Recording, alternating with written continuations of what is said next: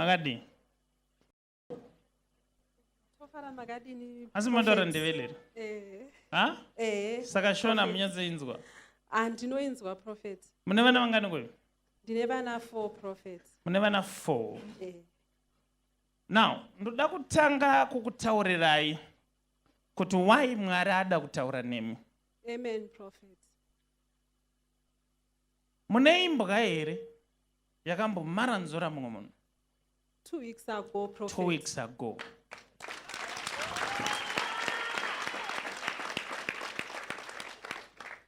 Now, why ndiri kukuprofitai?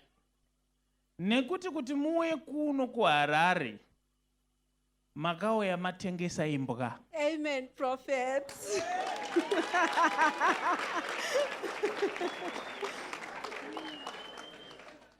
Saka Mwari imbwa yenyu haingaendere mahara. Amen prophet. Now listen to me. Hey, maida kuendesa kuSPCA mumwe bhangoti akuda kuitenga. Ndobva mauya. Saka chimirai.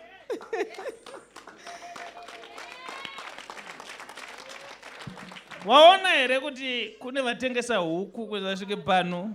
Amen prophet. Mama ndafarira ichokwadi, but pane zvaitika nchitaura nemi simukaendi kubatsireni.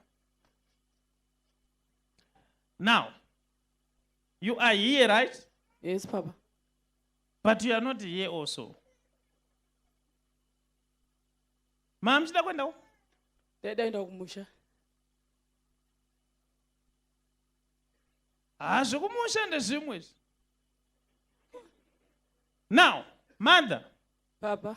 Pamati, pamaombera apa, something that just came within me.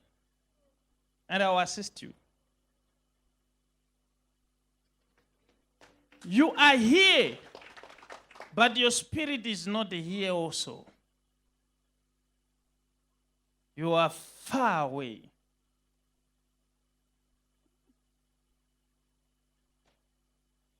Vanhu munova manditarisa kuti vanga ndiri kutoita zvisingaiti.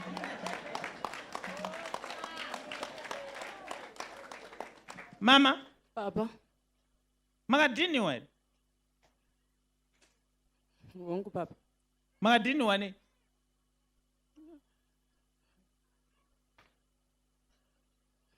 Alright.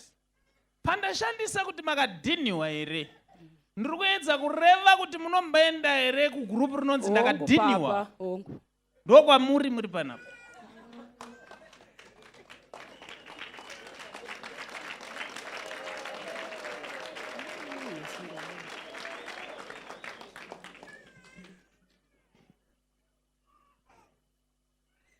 Ndine zvinhu zvandoda kubatsira zvinokwana kuita 3.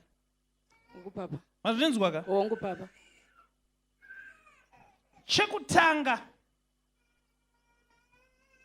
Where is your husband? Vaenda kubasa. Chekutanga.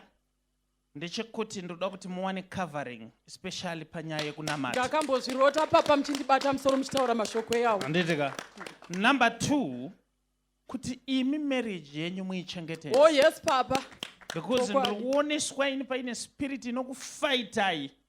Inoda kuti mudzokere kumashure. Chokwadi baba. Ndaikanzura nezita raJesu. You are free now. It's done. Right? Okay, rekatuye kune vembwa ava.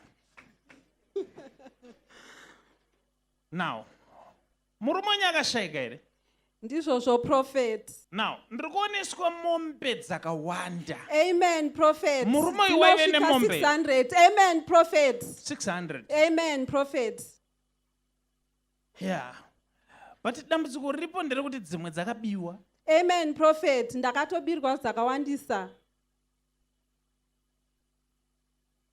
Pandiri kuoneswa paine mumwe munoyo waichengeta mombedzi. Amen prophet. Ndambofunga ndi chale. Charles Matorere.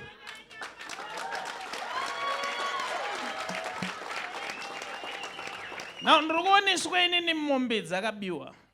But ndinoda kuti tikuitire recovery. Hamuna kalenda, ndingadaenda tonyora chiprofita. Hamuna? Kalenda ndina prophet. Chimbogara inchaite kukupai wemi. Garai zvenyu.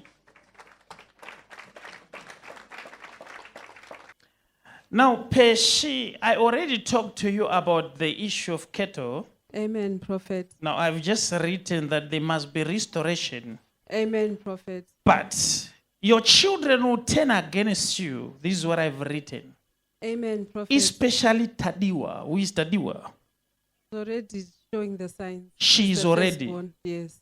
She's already showing the sign. Yes. Amen, Prophet. Now, they are going to turn against you. This is what I've written. Amen, Prophet. Now, I see you sold some cattle. Amen, Prophet. You were trying to pay some school fees. Amen. Amen, Prophet. Some school fees. Amen, Prophet. And I see in the realm of the spirit that people are going to misunderstand you. Amen, Prophet. Some of you, they will blame. Some of them, they are going to blame you. Amen, Prophet. Amen, Prophet. This is nice. But pray in year 2020, Amen. pray that your children will remain united. Amen, Prophet. And you unite as a family. Amen, That Prophet. says the Lord. Thank you, Prophet. Goodness and mercy,